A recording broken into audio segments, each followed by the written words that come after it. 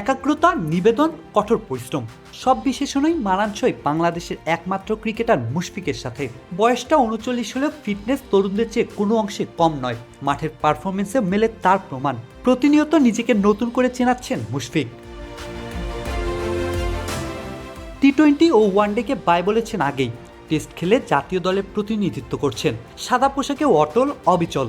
সিলেট টেস্টেও যার ছাপ রেখেছেন সেঞ্চুরিতে। রেকর্ড গড়ে স্পর্শ করেন ম্যাজিক ফিগার। টেস্টে তুলে নিয়েছেন ১৫তম সেঞ্চুরি। ল্যান্ডমার্ক ছুঁয়ে বাংলাদেশের হয়ে টেস্টে সর্বোচ্চ সেঞ্চুরি মালিক মুমিনুলকে টপকে গেছেন। আগে দুজন সমান ১৪ সেঞ্চুরি নিয়ে সিংহাসন ভাগাভাগি করলেও সেটা এখন শুধু মুশফিকের। বাংলাদেশের ক্রাইসিস ম্যানও বলা যায় মুশফিককে। ২১ বছরের কেরিয়ারে ভিন্ন ভিন্ন ফরম্যাটে দলকে উদ্ধার করেছেন। অতীতে যেভাবে টাইগারদের এগিয়ে নিতেন, এখনও সার্ভিস দিয়ে যাচ্ছেন নিয়মিত। দলের সাফল্যে অবদান রাখার পাশাপাশি ব্যক্তিগত পারফরমেন্সেও উজ্জ্বল মুশফিক। সেঞ্চুরির পাশাপাশি আরেকটি রেকর্ড করেছেন মুশফিক।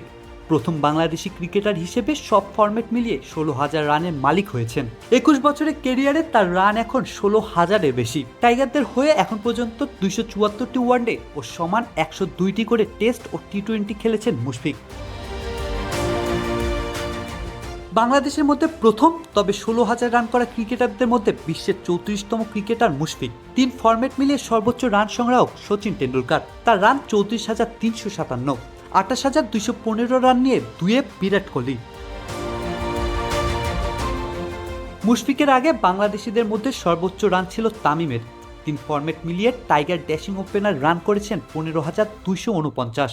সেখানে পঞ্চপাণ্ডবের আরেক সদস্য মুশফিক এখন সর্বোচ্চ রান সংগ্রাহক। মুশফিক এখন সেঞ্চুরি রাজা।